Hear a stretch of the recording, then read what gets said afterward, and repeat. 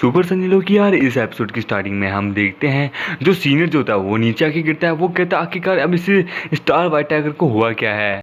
वो कहता है आखिरकार इसके साथ प्रॉब्लम क्या है, ये से वो सिर्फ मेरे पीछे क्यों पड़ रहा है, ये मुझ पे ही अटैक क्यों कर रहा है, जबकि यहाँ पे तुम भी खड़े हो, ये तुम पे अटैक क्यों नहीं कर रहा, जबकि सिर्फ ये मुझ पे ही अटैक क्यों कर रहा है। ये सुन के हमारा किंग शिवू से एक अच्छा सा नॉलेज देता है। वो कहता है भाई तेरे को मैं एक अच्छा सा एक उदाहरण देता हूँ, थ्योरी बताता हूँ। वो क्या है कि बिल्लियों को हिलती हुई चीज़ है वो छोटी सी क्यों ना हो, खासकर लाल रंग की, वो उन्हें बहुत अच्छी लगती है। मैं तो एकदम स्थिर पत्थर की तरह खड़ा हूँ, मैं बिल्कुल भी कोई भी मूवमेंट नहीं करा। पत्थर को देख, तू हिलने की कोशिश कर रहा है, तू बच के भागने की कोशिश कर रहा है, जिसके लिए इसकी सबसे पहली नज़र जो है वो तुझ पे ही जाएगी।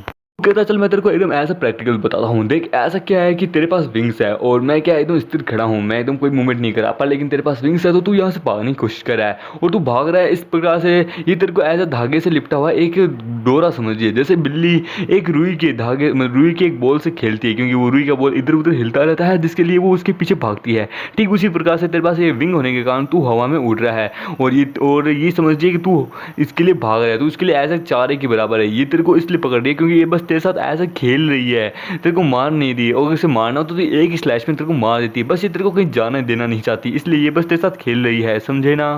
तुम इसे एज ए चूहे बिल्ली के एक खेल की तरह समझ सकते हो, समझे। और मैं उस कहानी में बस एज ए एक पत्थर हूँ, इसलिए मैं तो एकदम स्थिर खड़ा हूँ।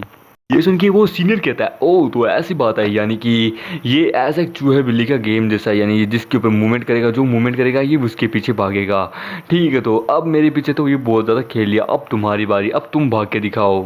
और फिर वो अपने स्पेयर को रेडी करता है। वो कहता है तो ठीक है अब तैयार हो जाओ, अब मार खाने के लिए, अब जरा भागने के लिए तुम जरा तैयार हो जाओ। और फिर वो उसके ऊपर अपनी स्लैश मारता है।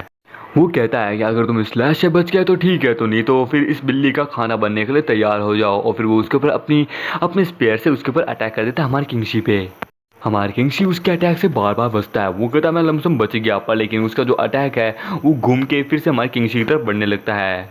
और उस अटैक को वापस अपनी तरफ आता देख के हमारा किंगशी कहता है यार ये चल क्या रहा है, ये मेरे पीछे वापस क्यों आ रहा है, कहीं तुम इसे कंट्रोल तो नहीं कर रही, ये मेरे पीछे हाथ धो के पड़ा। और हमारा किंगशी उस वाइट टाइगर के गोल गोल चक्कर काटने लगता है, क्योंकि उसके पीछे वो अटैक पड़ा होता है, वो टाइगर उसे देख रहा होता है। और फिर कुछ देर बाद वो वाइट टाइगर भी बहुत ज़्यादा इरिटेट हो जाता है। वो कहता है पास करो, और फिर वो अपने पंजे से उस अटैक को वहीं के वहीं डिस्ट्रॉय कर देता है। इस चीज़ से हमारा किंगशी डर जाता है कि ये भी इसने क्या किया। और फिर वो वाइट टाइगर अपने पंजे के बस 2 उंगलियों की मदद से हमारे किंगशी को हवा में उछाल देता है। और फिर जब हमारे किंगशी वापस नीचे आ रहा होता है तो वो देखता है कि उस वाइट टाइगर ने अपना मुंह खोला होता है, मतलब कि वो हमारे किंगशी को खाने की कोशिश करने वाला होता है। ये देखिए हमारा किंगशी कहता है मैं ऐसा नहीं होने दूंगा, मैं तुम्हें अपने आप को खाने नहीं दूंगा। इसलिए वो अपने आप पर अपनी ही खुद की ग्रीन ड्रैगन स्किल का इस्तेमाल करता है, जिसके कारण वो अपने आप को बर्फ में जमा लेता है। वो अपने आप को ज़बरदस्ती बर्फ़ के अंदर सील कर लेता है, मतलब कि अपने आप को पूरी तरीके से बर्फ़ के अंदर कवर कर लेता है, जिसके कारण उसके ऊपर एक बहुत बड़ी बर्फ़ की परत आ जाती है। और फिर तभी वो वाइट टाइगर हमारे किंगशी को खा जाता है और डकार भी नहीं लेता।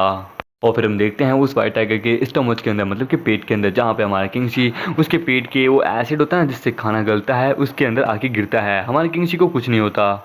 और फिर वो अपनी उस बर्फ़ की प्लेट को तोड़ता है और उसके अपने नीचे एक बर्फ़ की प्लेट लगाता है, जिसके ऊपर वो उसके ऊपर बैठ जाता है।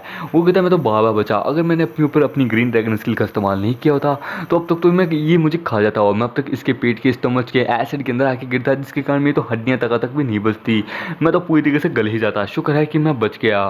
पर एक मिनट, मैं इसके पेट के स्टोमच में हूँ, एक मिनट, मैं इसके स्टोमच में हूँ, इसके पेट में हूँ। बाप रे, मैं तो यहाँ पे फंस चुका हूँ। अब मुझे यहाँ से जल्द से जल्द निकलना होगा, इससे पहले कि ये टूर्नामेंट ही खत्म हो। मुझे जल्द से जल्द निकलना होगा, मुझे यहाँ नहीं मरना। वो कहता मुझे यहाँ नहीं मरना, मुझे यहाँ नहीं मरना, मुझे बहुत डर लग रहा है। इसने तो मुझे सच में खा ही लिया। हे भगवान मेरी रक्षा करना, मैं यहाँ मरना नहीं चाहता। मुझे अपनी ज़िंदगी बतानी है, मुझे अपनी दोनों वाइफ से मिलना है। यहाँ तक कि मैंने तो अब तक मैं बाप भी नहीं बना, मुझे तो बाप भी बनना होगा। ये मेरे साथ क्या होगा, मेरी इतनी बुरी किस्मत कहाँ से आ गई। और हमारे किंगशी उसके वाइट टाइगर के पेट के अंदर मूवमेंट करने लगता है, जिसके कारण उसके वाइट टाइगर जो पेट है वो दर्द करने लगता है, जिसके कारण वो वाइट टाइगर अपने पेट को कवर करता है। और ये सब कुछ वो चैंग का सीनियर भी देखता है। वो कहता है यकीन नहीं होता इस वाइट टाइगर ने किंगशी को निगल लिया, और वो भी बिना किसी हेजिटेट के।